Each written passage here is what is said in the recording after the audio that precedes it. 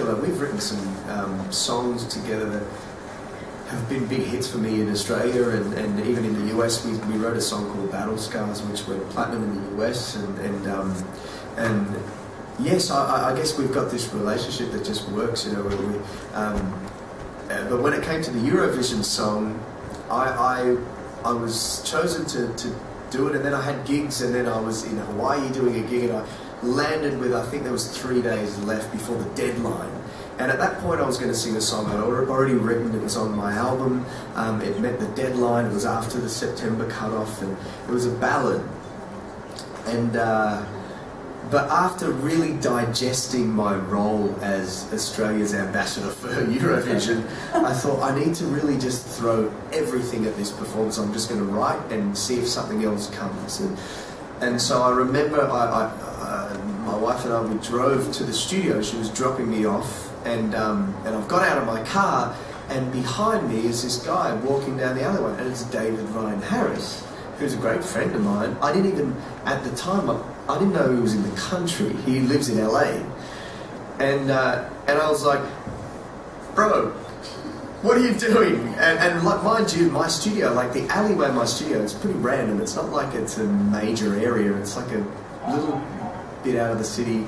It's, you know, sort of inner city, but a little bit urban. But he was working across the road at a different studio, and I said, man, you need to cancel that. I need to write a song for Eurovision. Do you want to come and help me? So he came, and we wrote, I think, 3 or 4 ideas. He went off to sound check. He had a gig, and it was at that time where I thought none of these ideas are working. I pulled up a drumlet, and I started playing the guitar, and I started singing the chorus for Tonight Again.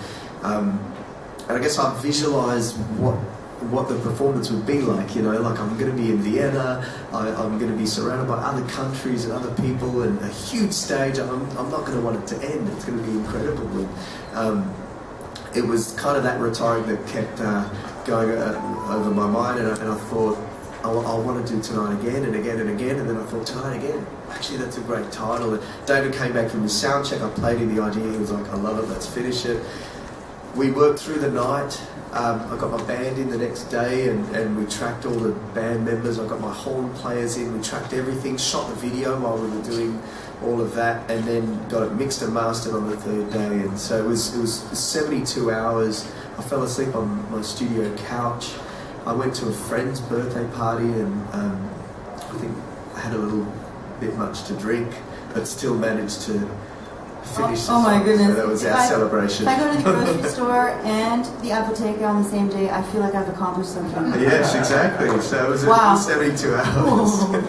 Well, talk about a creative burst, right? Okay, one last question from the people at hashtag Ask Eurovision.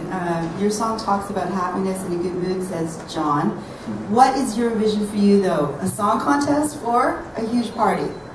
Well, I think if you take the party aspect out of Eurovision, you're sort of missing the point. You know, it's you know, growing up in Australia. In Australia, they do a lot of house parties for Eurovision, but also they put it on in pubs and venues and things like that. But it's quite common for people to have a Eurovision themed night and watch Eurovision, and they love it. You know, SBS has broadcast it for I think over 30 years now, and it's just grown and grown into this incredibly successful show in Australia, which is not close. Trust me, the flight is awful.